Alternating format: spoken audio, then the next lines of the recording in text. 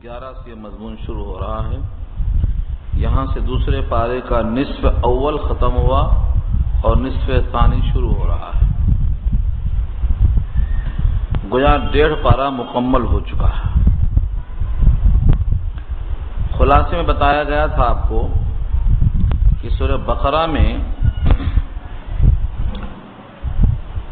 آخر کے 20 رکوع میں احکامات ہی آئیں گے. شروع کی 20 آیتوں میں ایمانیات کی بحث ہوئی تھی. اس کے بعد کے 18 رکوع میں ان یہودیوں کی جو شرارتیں تھیں ان کا تذکرہ کیا گیا تھا. آخر کا جو 20 رکوع ہے یہ امت کے لیے اصلاحی احکامات پر مشتمل ہے. چنانچہ یہاں سے لے کے آخر تک ان احکامات میں سے سب سے اہم کلید کیا تھی کہ لوگوں نے اختلاف کیا. پہلے لوگ متحد تھے، موحد تھے، ایک ہی دین پر قائم تھے. جیسا جیسا لوگوں کی اختلاف طبیعتوں میں آتا گیا، اختلاف بڑھتے بڑھتے بڑھتے فرقوں کی شکلیں اختیار کر لیں. اس رکوع میں یہ مضمون بہت تفصیل سے آ رہا ہے.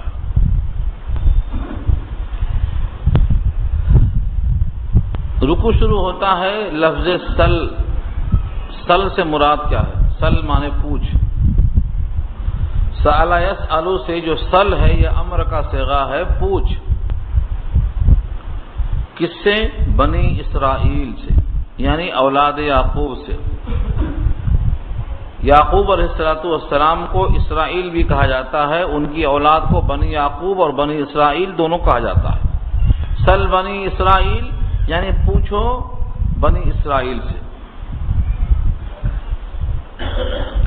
کم آتیناہم من آیت بینہ. آیت کہتے ہیں نشانے کو اور بینہ اس کی صفت ہے.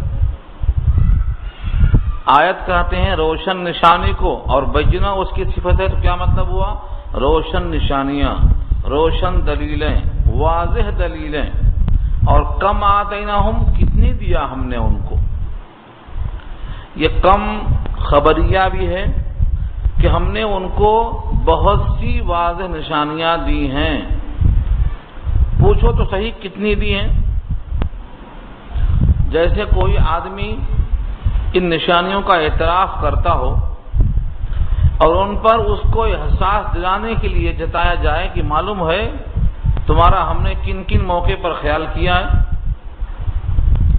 چنانچہ بنی اسرائیل پر کتنی اللہ کی طرف سے دلائل، نشانیاں، واضح احکامات پیچھے آپ سن چکے ہیں. من اور سلوہ دیا، کسی قوم کو نہیں دیا گیا. بادلوں سے ان کے لیے چھاؤں کا انتظام کیا گیا، کسی قوم کے واسطے نہیں کیا گیا. پتھروں سے 12 چشمے جاری کیے گئے. یعنی جب جب ان کو کوئی حاجت ہوئی حضرت موسیٰ سے انہوں نے کہا دعا کیجیے اور اللہ نے عطا کر دیا. تو نشانیاں کتنی بھی ہیں وہ شمار نہیں کر سکتے. بنی اسرائیل کو بچانے کے لیے فرعون کو دریائے نیل میں غرق کیا اور اس کے تمام محلات کو اور اس کے تمام حکومت کے زیر اثر چیزوں کو ان کے حوالے کر دیا. نشانیاں اتنی ہیں کہ ان کو گر نہیں سکتے. تو کم خبریہ استعمال ہوا. کم آتیناہم کہ ہم نے ان کو کتنی نشانیاں دی ہیں، کتنی واضح دلیلیں دی ہیں. یہ بات ان سے پوچھو. اور ہمارا اصول کیا ہے؟ وَمَن يُبَدِّلْ نِعْمَةَ اللَّهِ. جو اللہ کی نعمتوں کو تبدیل کرتا ہے یا کرے گا. نعمتوں کو تبدیل کرنے کا مطلب یہ ہے کہ وہ نعمتوں کا غلط استعمال کرے، ناشکری کرے، نعمت کو معصیت میں استعمال کرے. یہ سب تبدیلی ہے. من بعد ما جاءتہ، بعد اس کے کہ اس کے پاس وہ نعمتیں پہنچ چکی ہیں. فإن اللہ شدید العقاب. تو اللہ سخت پکڑ والے ہیں، سخت سزا دینے والے ہیں. عقاب کے معنی آتے ہیں سزا کے. سزا کیوں کہتے ہیں اس کو؟ عقاب اصل بنا ہے عقب سے. عقب کہتے ہیں انسان کے پیر کا پچھلا حصہ جس کو ایڑی بولا جاتا ہے. اور ایڑی کیا ہے؟ انسان کے وجود کا سب سے نچلا آخری پچھلا حصہ ہے، جس کو نتیجہ کہا جاتا ہے۔ تو کسی بھی انسان کا نتیجہ کیا نکلا؟ اس کے اعمال کے کرتوت کے سلے میں اگر پکڑ گئی اور پکڑ ہو گئی تو وہ اس کا نتیجہ ہے۔ تو عقاب کے معنی سزا، یعنی اس کا انجام، اس کا نتیجہ۔ اللہ تعالی کی طرف سے سخت پکڑ ہے اور سزا۔ آدمی یہ غلطیاں کیوں کرتا ہے؟ عام طور سے غلطیوں کی وجہ کیا ہوتی ہے؟ زُيِّنَ لِلَّذِينَ كَفَرُوا، مزین کر دیا گیا ان لوگوں کے لیے جنہوں نے کفر کیا۔ کفار کے لیے مزین اور آراستہ کر دیا کس چیز کو؟ الحیات الدنیا، دنیا کی حیات کو۔ یہاں تو کافروں کے لیے مزین کیا گیا ہے، لیکن جن کا ایمان کمزور ہے ان کی بھی نگاہ دنیا ہی پر اٹک گئی ہے، وہ کافروں کی نقل میں لگ گئے۔ ایمان کمزور ہونے کی وجہ سے کفر اور شرک والوں کی نقل میں وہ لوگ بھی لگ گئے جن کا ایمان کمزور ہے۔ دنیا کو اور دنیا کی حیات کو اللہ نے مزین کیا ہے، کس کے لیے؟ جن کے اندر کفر اور شرک ہے، کہ وہ دنیا ہی کو سب کچھ سمجھتے ہیں، دنیا کی ترقی کو ترقی کا راز سمجھتے ہیں۔ دنیا کو اللہ نے ان کے حق میں آراستہ کر دیا۔ اس دنیا کے آراستہ کرنے کا نتیجہ یہ ہوا کہ وہ ایمان والوں سے مذاق کرتے ہیں۔ وَيَسْخَرُونَ مِنَ الَّذِينَ آمَنُوا، تمسخر کرتے ہیں وہ ان لوگوں سے جو ایمان لے آئے۔ یہاں دو چیزیں ہیں، دنیا کی حیات کو آراستہ کرنا اور ایمان والوں سے مذاق کرنا۔ یہ دونوں چیزیں در حقیقت اس لیے ہیں کہ ان کے دنیا کو اللہ نے ان کی آنکھوں میں بسا دیا، ان کے سامنے آخرت کوئی چیز نہیں ہے۔ وہ کہتے ہیں یہیں مریں گے، یہیں کھپیں گے، پھر یہیں پیدا ہوں گے، سب کچھ ہمارے لیے دنیا ہی ہے، آخرت کوئی چیز نہیں۔ جن کا عقیدہ آخرت پر نہیں ہوگا وہ آخرت کی کوشش کریں گے کیوں؟ جب وہ مرنے کے بعد دوبارہ زندہ ہونے کو، حساب دہی کو جانتے ہی نہیں، مانتے ہی نہیں، تو اس کے لیے کوشش کیوں کریں گے؟ اسی واسطے عقیدہ آخرت سب سے اہم جز ہے ایمانیات کا۔ توحید رسالت کے بعد سب سے اہم مسئلہ ہے آخرت کو تسلیم کرنا۔ تو ان کی دو خرابیاں بتائی گئیں، ایک تو ایمان والوں سے مذاق، اور نمبر ایک دنیا کو اتنا ان کی آنکھوں میں سنوارا گیا ہے کہ وہ دنیا ہی کے پیچھے پڑے ہوئے۔ یہ بڑے مزے میں کہتے ہیں ہمیں ہلاک کرے گا زمانہ، وما یہلکنا الا الدہر وما لہم بذالک من علم۔ ان کو کچھ علم نہیں ہے مگر یہ ظاہر کرتے ہیں کہ ہم کو زمانہ ہی مارتا ہے، زندہ کرتا ہے، ہمیں مرنے کے بعد اس جہان سے کہیں اور منتقل نہیں ہونا ہے۔ آج بہت سے کافر ہیں جن کا عقیدہ ہے، آپ ان سے معلوم کریں گے تو کہیں گے یہیں پیدا ہونا ہے، یہیں مرنا ہے، بس یہیں ہم کو سزائیں ملتی ہیں اور جزائیں ملتی ہیں۔ اگلے جنم سے ان کا یہی جنم مراد ہے، اگلے جنم کے وہ قائل ہیں، لیکن وہ اگلا جنم کہاں ہوگا؟ یہی دنیا میں ہوگا، اسی میں گھومتے رہیں گے وہ، آخرت کے وہ منکر ہیں۔ اس لیے نیکیاں تو کرتے ہیں وہ کیونکہ اگلا جنم صحیح نکلے، لیکن کوئی اور جنم جہاں حساب کتاب ہوگا، جنت یا جہنم ہوگی، سزا یا انعام ہوگا، یہ اس کے قائل نہیں ہے۔ اور یہی چیز ان کو سمجھانے کی ہے، اور یہی آخری چیز ہے ایمانیات کی، یہ حلق سے اترتی نہیں،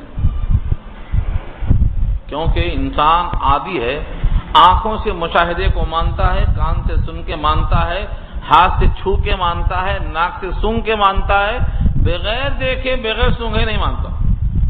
یہ انسان کی کمزوری ہے۔ حالانکہ ایمان بالغیب کہتے ہی اسے ہیں کہ بغیر دیکھے، بغیر سونگھے، بغیر چکھے ماننا ہے۔ ان کو ایمان حاصل نہیں، اس لیے دنیا ان کی آنکھوں میں بسی ہوئی ہے۔ جن کو وہ دنیا میں جلا کر خاکستر کر دیتے ہیں مرنے کے بعد، وہ یہ سمجھتے ہیں کہ پھر وہ اسی جنم میں دنیا میں پھر آئے گا۔ وَالَّذِينَ اتَّقَوْا فَوْقَهُمْ يَوْمَ الْقِيَامَةِ، اور وہ لوگ جو متقی ہیں وہ ان سے اوپر ہوں گے مرتبے میں قیامت کے دن. جتنے متقی ہیں قیامت کے دن ان سے اوپر ہوں گے، یعنی جن کو آنکھوں میں دنیا بسی ہوئی ہے، جو ایمان والوں سے مذاق کرتے ہیں، ایسے جتنے بھی لوگ ہیں ان سے متقی اوپر ہوں گے، اعلیٰ درجے پر فائز ہوں گے. اب رہا سوال دنیا میں رزق میں آگے بڑھنا، پیچھے ہٹنا، کوئی دنیاوی لحاظ سے بہت بلند ہونا، یہ اللہ کی مشیت پر ہے. واللہ یرزق من یشاء بغیر حساب. اللہ رزق دیتے ہیں جس کو چاہتے ہیں بغیر حساب کے. یعنی اللہ کی طرف سے مشیت پر یہ موقوف ہے کہ کس کو رزق کتنا دیا جائے. اس کو بنیاد بنا کر کہ قیامت میں یہ اونچا ہوگا اور قیامت میں یہ نیچا ہوگا، یہ بنیاد نہیں بنتی. ایک صحابی کا نام ہے خباب ابن الارت، اور ایک صحابی تھے جن کے پاس کام تھا، لوہار کا کام کرتے تھے. وہ لوہا پیٹتے تھے، گرم کرتے تھے، بھٹی میں ڈال کے اس کو پیٹتے تھے. ایک کافر غالباً عاص بن وائل سہمی تھا یا کوئی دوسرا کافر تھا، اس نے آ کر کام کرا لیا اور پیسے نہیں دیا. جب ان سے تقاضا کیا تو اس نے کہا کہ میں تجھ کو تیرا خزانہ، تیرا پیسہ واپس نہیں دوں گا جب تک تو محمد صلی اللہ علیہ وسلم کا انکار نہ کرے. یعنی نبی صلی اللہ علیہ وسلم کا تو متبع ہے، ان کے مذہب سے انکار جب تک نہیں کرے گا تیرا مزدوری کا حق الخدمت میں نہیں دوں گا. صحابی نے کہا تو یہاں نہیں دے گا تو وہاں دے گا، تو مر کے پیدا ہو تب بھی میں انکار نہیں کروں گا. تو اس نے کہا ٹھیک ہے، جب آپ کو وہاں مرنے کے بعد ملنے کا یقین ہے تو وہیں لے لینا، یہاں چھوڑ دو. اس گفتگو کا حاصل یہ نکلا کہ صحابی کو اتنا یقین تھا کہ یہاں نہیں دیا تو وہاں دے گا، چنانچہ انہوں نے چھوڑ دیا. اور اس کافر کو یقین تھا کہ آخرت تک کوئی ہے چیز نہیں، لہذا مجھ کو دینا نہیں پڑے گا. تو یہ عقیدہ آخرت کا فرق بتا رہا ہوں میں آپ. ان کو ملنے کا یقین ہے اور ان کو اس آخرت کی نہ آنے کا یقین ہے. یہ جو یقین اور نا یقینی ہے یہ بعد میں پیدا ہوئی ہے. آہستہ آہستہ لوگوں کی طبیعتوں میں فرق آیا، ورنہ شروع میں جب حضرت آدم ہی دنیا میں بھیجے گئے تھے اور انہی کی اولاد تھی اور انہی کی بیوی بچے تھے تو لوگوں میں اختلاف نہیں تھا. ایک باپ تھے، ان کے بیٹے تھے، ان کی اولاد تھی اور سب ان کی بات مانتے تھے، سب ایک ہی عقیدے پر تھے. یہاں اسی کا ذکر ہے کان الناس امۃ واحدہ، تھے لوگ ایک ہی جماعت. ایک زمانہ وہ بھی تھا کہ سارے انسان ایک ہی ڈگر پہ چلتے تھے، کسی کو کسی سے کوئی اختلاف نہیں تھا.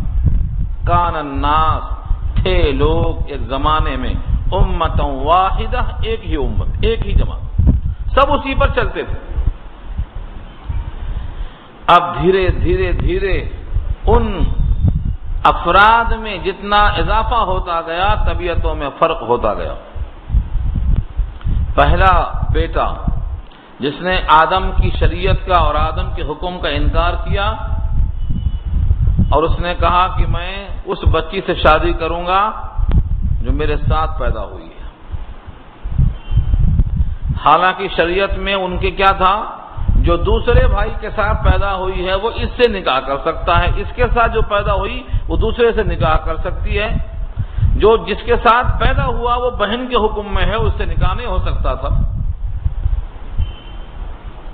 جو بچی حابیل کے ساتھ پیدا ہوئی تھی وہ قابیل کو ملنے والی تھی، لیکن قابیل نے کہا مجھے یہ منظور نہیں ہے، انکار شروع ہو گیا. عورت کو خلاف شریعت اپنے نکاح میں وہ لینا چاہتا تھا، یہاں سے اس کو حسد پیدا ہوا. دونوں نے اپنی قربانیاں پیش کی، لیکن قربانی تو متقی کی قبول ہوتی ہے. انما یتقبل اللہ من المتقین، قربانی ہر ایک کی قبول نہیں ہوتی، متقی کی قبول ہوتی ہے.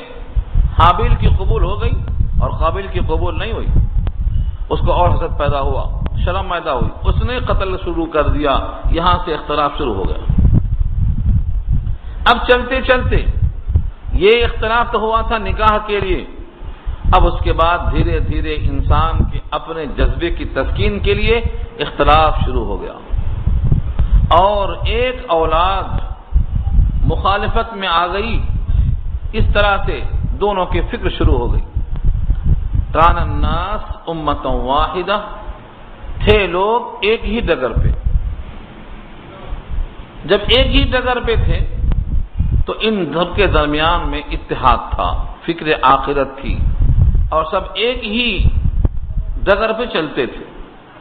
لیکن دھیرے دھیرے جب طبیعتوں کا اختلاف شروع ہوا تو اللہ نے نبیوں کو بھیجا، فبعث اللہ النبیین مبشرین ومنذرین وانزل معهم الکتاب بالحق، بس بھیجا اللہ نے نبیوں کو، اور ان نبیوں کو دو صفتوں کے ساتھ متصف فرمایا، مبشرین بشارت دینے والے، منذرین ڈر سنانے والے۔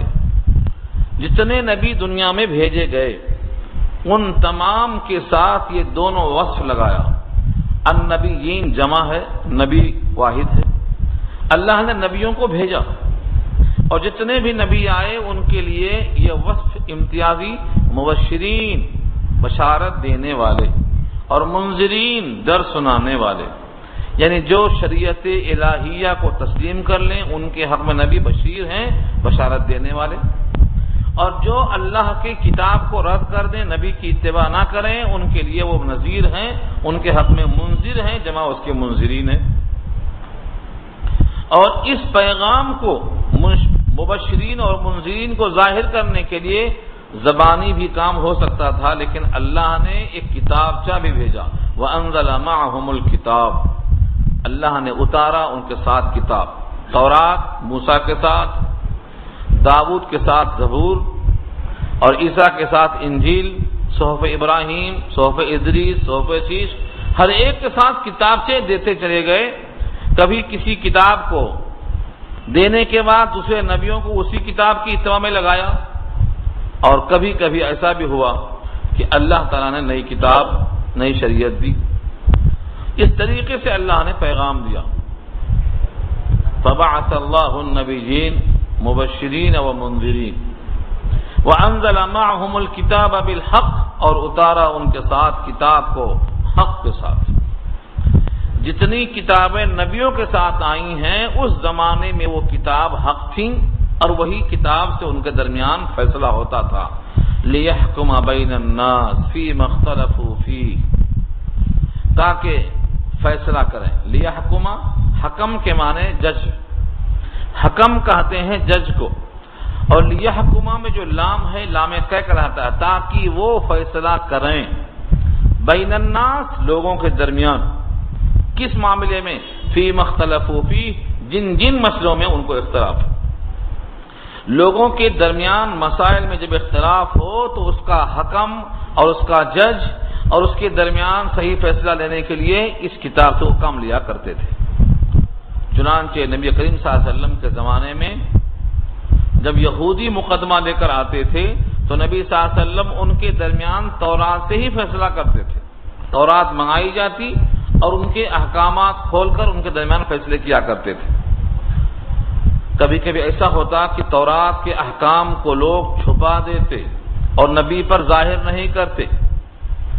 اس وقت جو لوگ یہودیوں میں سے اسلام میں آ چکے تھے، جیسے کعب احبار اور عبداللہ بن سلام، یہ تورات کے ماہر تھے اور چھپانے والوں کے ہاتھوں کو ہٹا کر حق واضح کر دیتے تھے اور ان کی شرمندگی ہو جاتی تھی۔ اس طریقے سے ان تمام کتابوں سے یہ کام لیا جاتا رہا۔ ہمیں اس میں کیا سبق ہے کہ سابقہ لوگوں کے درمیان اختلاف کا حل کتابوں سے ہوتا تھا، اور یہ کتاب جو تمہارے پاس قرآن کریم ہے یہ اسی کا آخری ایڈیشن ہے، تمام سابقہ کتابوں کی یہ کتاب تصدیق کرتی ہے۔ اب تمہارے درمیان بھی جو اختلافات ہوں گے اس کا فیصلہ یہی کتاب کرے گی۔ اس کتاب سے انحراف کرنے والا کتاب الہی کا انکار کرے گا، اور کتاب الہی کا انکار کرنا ایمان کے منافی ہے۔ تو اس کتاب کا بھی مقام لوگوں کے درمیان کیا ہونا چاہیے کہ اس سے لوگ اپنے اختلافات کو حل کریں۔ لِيَحْكُمَ بَيْنَ النَّاسِ فِيمَا اخْتَلَفُوا فِيهِ۔ اب اگر کسی کو اختلاف ہے کسی بھی مسئلے میں، کیونکہ یہ کتاب ایسا نہیں ہے کہ صرف نماز کے لیے نازل کی گئی ہے، صرف مسجد کے اندر کے احکامات کے واسطے نازل کی گئی ہے، نہیں، پیدائش سے لے کر موت تک، معاشرت سے لے کے معیشت، جتنی بھی چیزیں ان تمام کا حل اس کتاب میں موجود ہے۔ کوئی سمجھتا ہے کہ اس کتاب کا دائرہ صرف مسجد اور مدرسے کے اندر محدود ہے تو اس نے قرآن کو سمجھا ہی نہیں، اسلام کو جانا ہی نہیں۔ اسلام زندگی کے ہر شعبے پر محیط ہے۔ سیاست بھی اسلام سکھاتا ہے، اسلامی سیاست سے لوگ واقف نہیں۔ نبی کریم صلی اللہ علیہ وسلم نے یہودیوں سے جو معاہدے کیے ہیں، مشرکین مکہ سے جو معاہدے کیے ہیں، وہ اصول سیاست ہے۔ جو خطوط بھیجا ہے آپ نے اہل کتاب کو مسلک کے اختلاف کے باوجود، ان خطوط کی بنیاد پر آپ کو سیاست کے آغاز اور سیاست کے نتائج اچھی طرح سمجھ میں آ سکتے ہیں۔ لیکن یہ سب چیزیں سمجھنے کی ہے بعد میں، پہلے ایمان درست ہونا ہے۔ ایمان ہی درست نہیں ہے، اعمال ہی درست نہیں ہے، اخلاق ہی درست نہیں ہے تو سیاست درست کیسے ہو جائے گی؟ بنیادی چیزیں ہیں انسان کے لیے۔ پہلے اس نے اپنے کو پہچانا ہی نہیں، اپنے مالک کو کیسے پہچانے گا؟ من عرف نفسہ عرف ربہ، اپنے ہی کو نہیں پہچانا تو مالک کو کیسے پہچانے گا؟ تو ایسا نہیں ہے کہ قرآن کریم صرف مولوی صاحب کو پڑھنے والی کتاب ہے، یہ زندگی کے ہر شعبے میں لوگوں کے درمیان جو اختلافات ہیں ان کو دور کرنے والی کتاب ہے۔ لیکن لوگ اس کتاب سے اپنا مسئلہ حل نہیں کرتے، اس کتاب کو چوم کر اوپر رکھ دیا، اتنے اوپر رکھ دیا ہے کہ وہ کبھی اترتی نہیں جب تک کوئی مر نہ جائے گھر میں۔ اس لیے اس کتاب اللہ کا جو حق تھا، ان حقوق میں سے یہ آخری حق تھا کہ اس کو پڑھ کر اس کے احکامات پر لوگوں کو راغب کیا جائے۔ یہ کتاب اللہ کا حق تھا۔ وَمَا اخْتَلَفَ فِيهِ إِلَّا الَّذِينَ أُوتُوهُ مِن بَعْدِ مَا جَاءَتْهُمُ الْبَيِّنَاتُ، اور نہیں اختلاف کیا اس کتاب میں مگر ان لوگوں نے جن کو یہ کتاب دی گئی تھی، بعد اس کے کہ آ چکی ان کے پاس واضح نشانیاں۔ سوال یہ ہے، اختلاف نشانیوں کے بعد کیا، جنہیں کتاب دی گئی انہی لوگوں نے اختلاف کیا، اب ان کے اختلاف کے نتائج عوام تک پہنچ گئے۔ ان لوگوں نے اختلاف کیوں کیا؟ کچھ وجہ ہوگی اس کی۔ فرمایا اللہ نے بغیم بینہم، باہم ضدی کی وجہ سے۔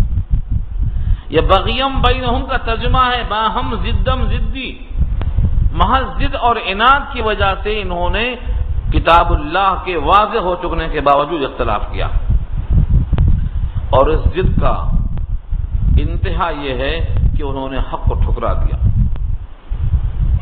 اس سے مراد اگر یہودی ہیں تب تو کوئی کلام ہی نہیں، کیونکہ یہود کو معلوم تھا کہ سید الانبیاء کی علامتیں ہیں ان میں، یہ کتاب اللہ کی کتاب ہے۔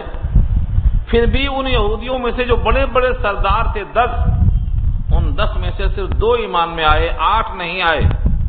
اگر وہ 8 بھی آ جاتے تو کوئی یہودی اسلام میں آنے سے نہ بچتا، سب اسلام میں آ جاتے، یہ حضور کی پیشن گوئی تھی۔ لیکن وہ 8 نہیں آئے، ان کے فالوورز بھی نہیں آئے، صرف 2 آئے، کعب احبار اور عبداللہ بن سلام، بس۔ تو اگر وہ اختلاف کیے ہیں حق سے جان بوجھ کر تو یہود تو ہٹ درم قوم ہے، آج بھی ہٹ درم ہے۔ یہودی آج کل وہی ہیں جو بنی اسرائیل کہلاتے ہیں، جنہوں نے دنیا میں ظلم کا ارتکاب کیا ہے، معصوموں کی جانیں لی ہیں، نسل کشی کی ہے۔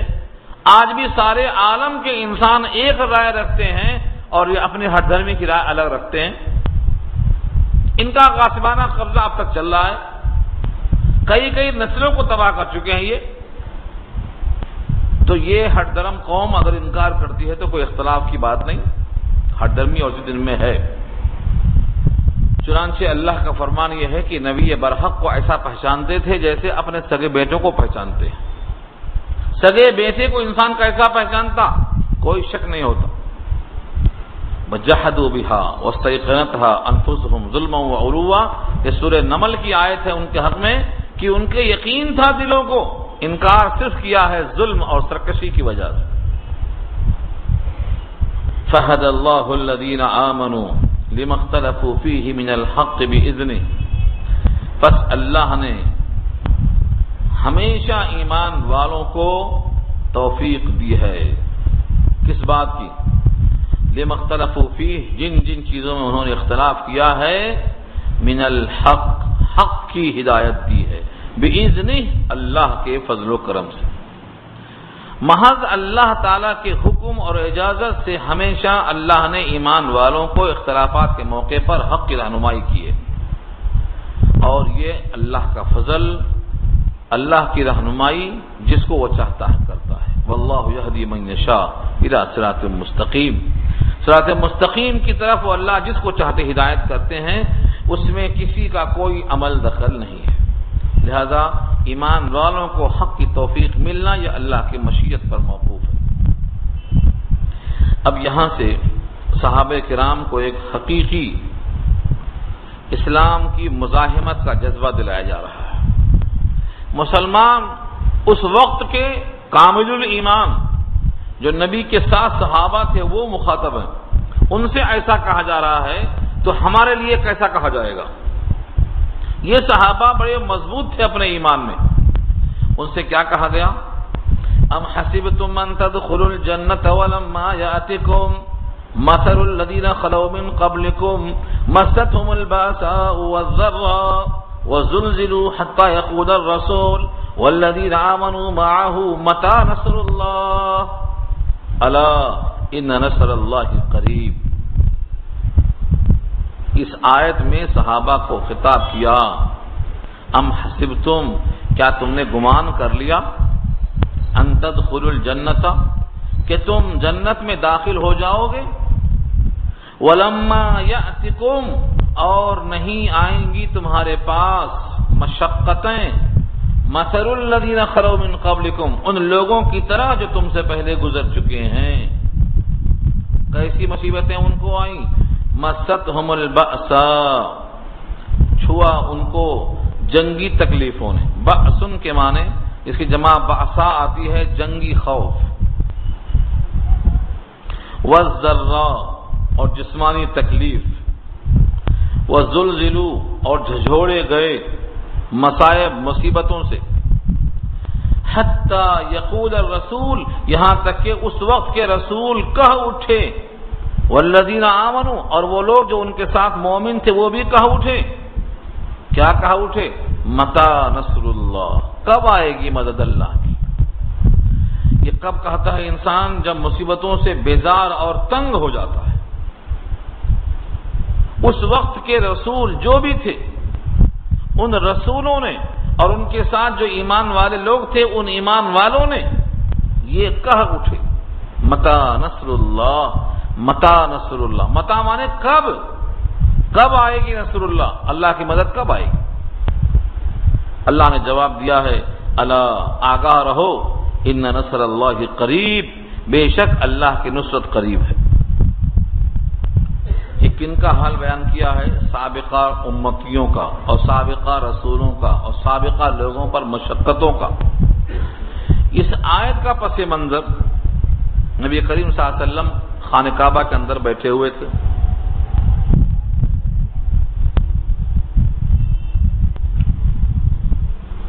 ایک صحابی آئے، انہوں نے کہا اللہ کے رسول صلی اللہ علیہ وسلم، مشقتیں بہت بڑھ گئی ہیں، صحابہ کرام پر اذیتیں بہت ہو گئی ہیں.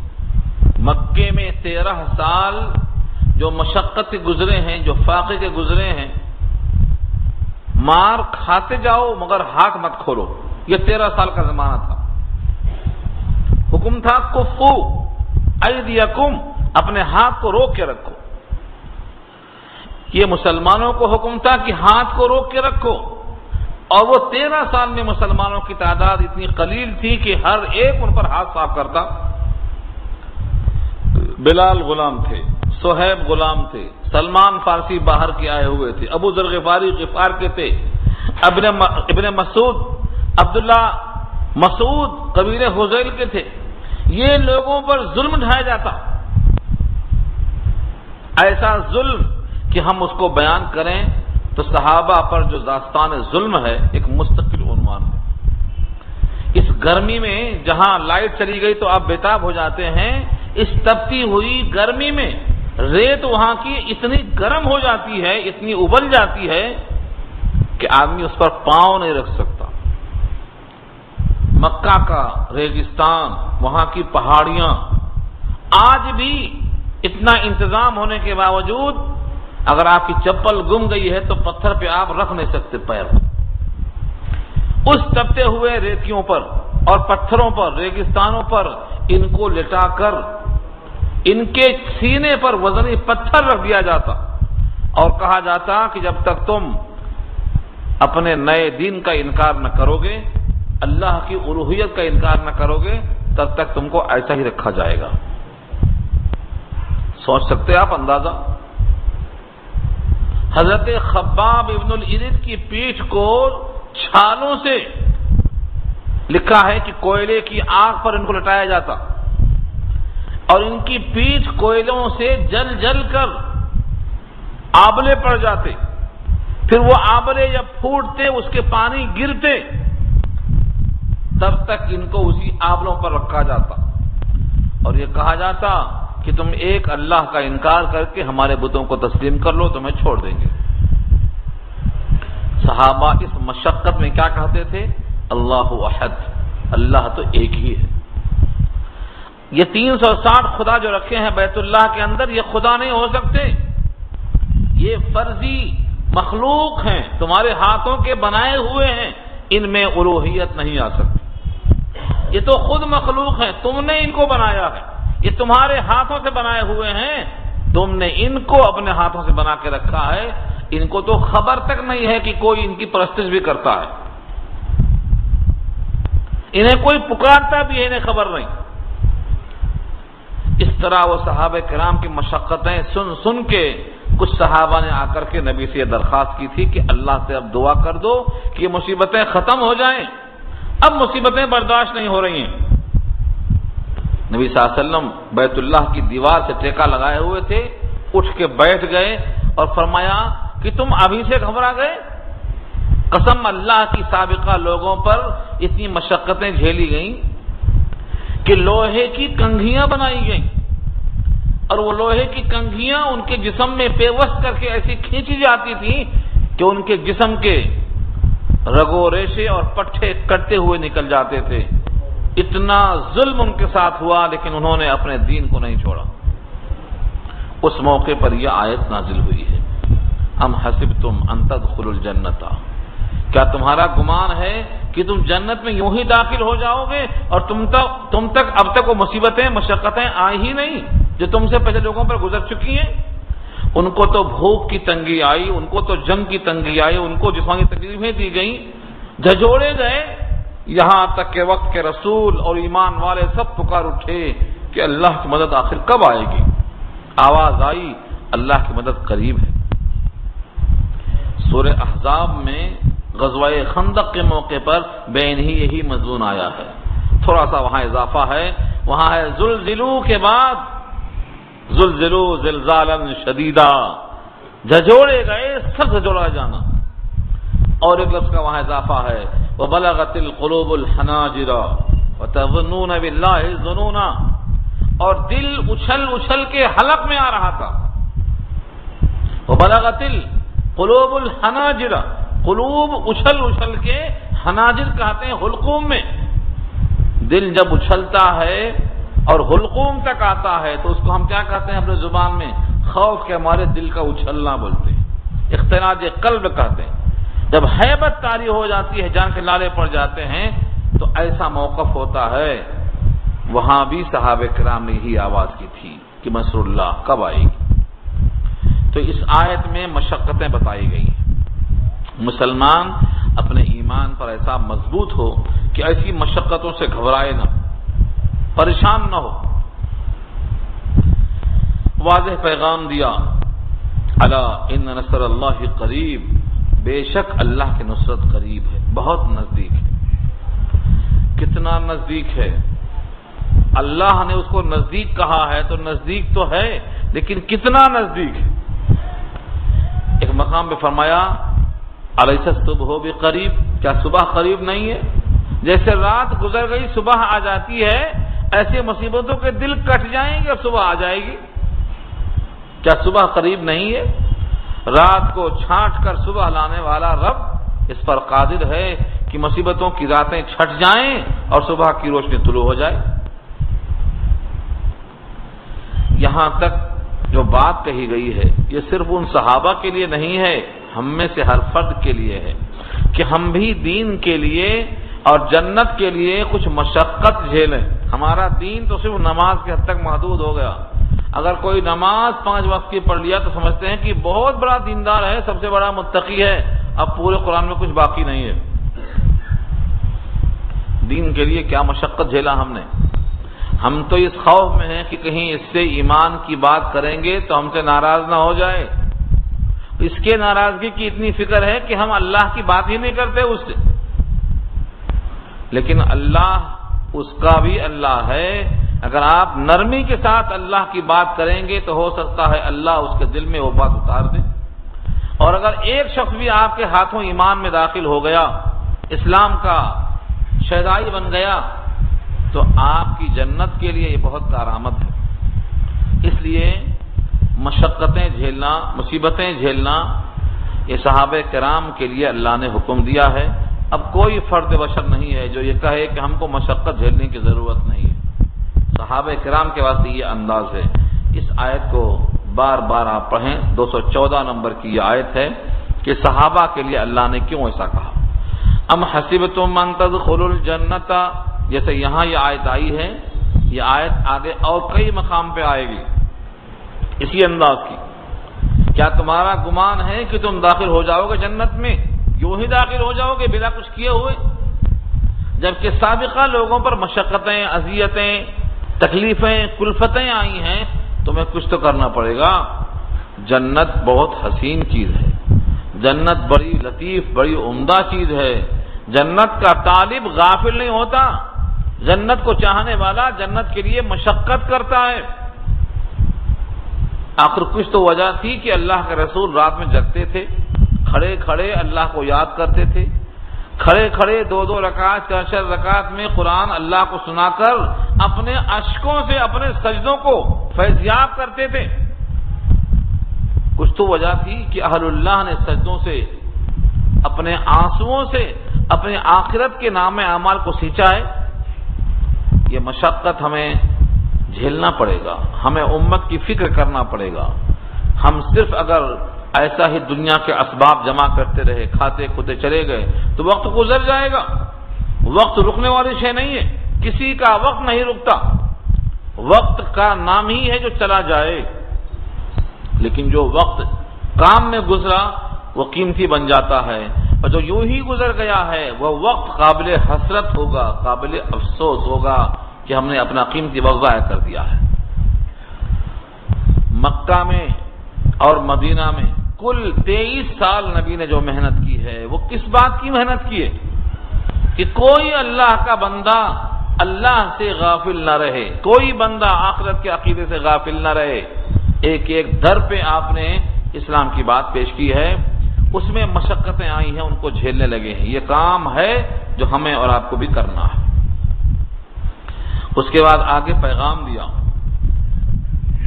یسألونک ماذا ينفقون، لوگ پوچھتے ہیں کہ خرچ کہاں کریں اور کتنا خرچ کریں، خرچے میں کتنا خرچ کریں اور کس کو خرچ دیں۔ یسألونک ماذا ينفقون، لوگ اے نبی آپ سے سوال کرتے ہیں، ماذا، یہ ما ذالکا کا مخفف ہے، ما ذالکا کیا ہے وہ مقدار، ينفقون کہ اس کو خرچ کیا جائے، یعنی مال میں سے کتنا خرچ کیا جائے۔ یہی آیت، یہی سوال اسی لفظ سے اگلے رکوع میں پھر آئے گا۔ وہاں اس کا سوال کا جواب دوسرا دیا ہے، یہاں سوال دوسرا دیا ہے۔ ان دونوں کے درمیان جواب میں فرق ہے لیکن سوال میں فرق نہیں ہے، سوال ایک ہے۔ اگر سوال ایک ہو اور جواب دو ہوں تو اس کا مطلب یہ نکلا کہ سوال کرنے والے کی حالات پر جواب موقوف ہوتا ہے۔ ایک صحابی نے آ کے پوچھا، اے اللہ کے نبی سب سے افضل عمل کون سا ہے؟ تو فرمایا کہ نماز وقت پہ پڑھنا۔ پھر صحابی آ کے بولتے ہیں اللہ کے رسول سب سے افضل عمل کون سا ہے؟ تو کہا اللہ کے راستے میں جہاد کرنا۔ پھر ایک صاحب نے پوچھا کہ اللہ کے رسول سب سے افضل عمل کون سا ہے؟ تو کہا کھانا کھلانا۔ پھر کسی نے پوچھا کہ سب سے افضل عمل کون سا ہے؟ تو کہا ماں باپ کی اطاعت کرنا۔ صحابہ جو پہلے سے موجود تھے وہ پریشان تھے کہ اللہ کے نبی سوال تو ایک ہی تھا لیکن جواب 4-5 ہو گئے۔ فرمایا یہ حالات سے منحصر ہے۔ ایک شخص نمازیں بہت پڑھتا ہے لیکن ماں باپ کو کیئر نہیں کرتا تو اس کے لیے کیا جواب ہوگا؟ سب سے افضل عمل تیرے لیے ہے ماں باپ کی خدمت کرنا۔ ایک شخص ماں باپ کی بہت خدمت کرتا ہے، نماز ہی نہیں پڑھتا تو اس کا جواب کیا ہوگا؟ تیرے حق میں سب سے بہتر ہے نماز پڑھنا۔ ایک آدمی نماز بھی پڑھتا ہے، ماں باپ کی دیکھ بھال بھی کرتا ہے لیکن جنگ سے ڈرتا ہے تو کیا ہو جواب اس کا ہوگا؟ تیرے واسطے اللہ کے راستے میں جہاد کرنا سب سے افضل ہے۔ تو آدمی کے حالات پر جواب منحصر ہوتا ہے، وہ یہی آپ دیکھ لیجئے گا۔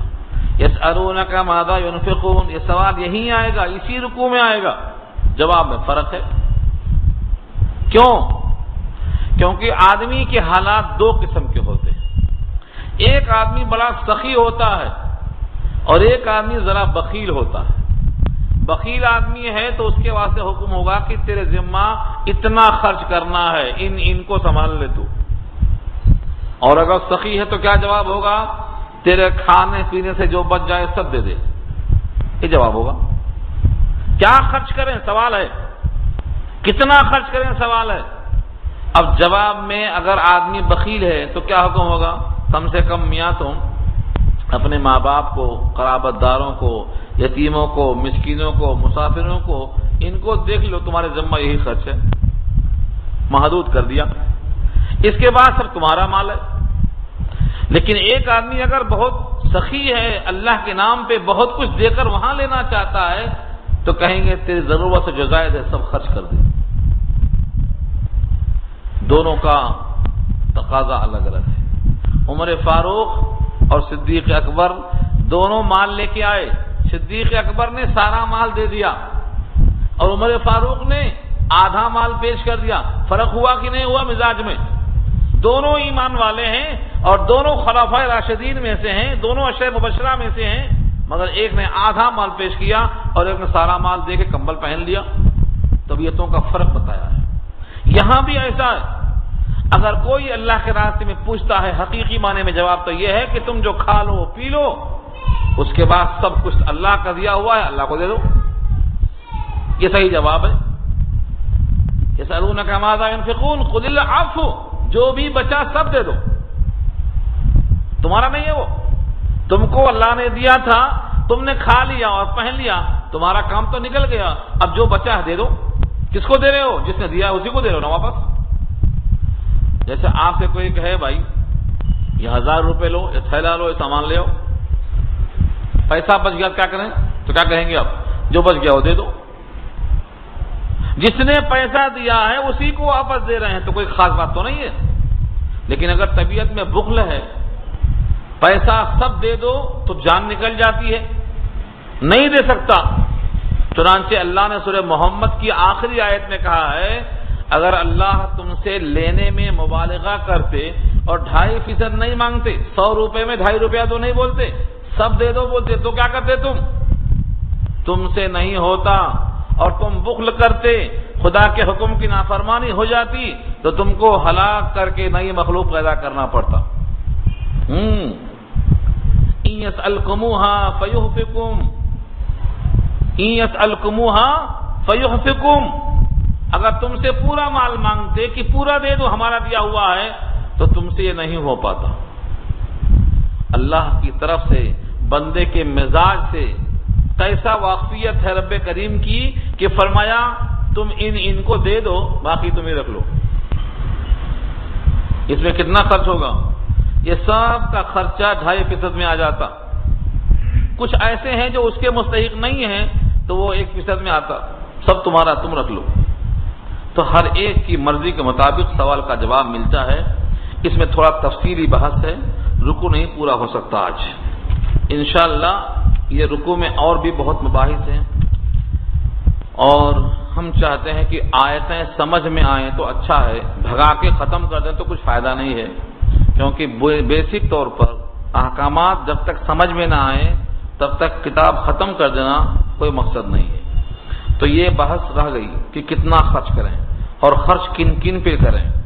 انشاءاللہ یہیں سے ہم گفتگو آئندہ شروع کریں گے. دعا کر لیجیے.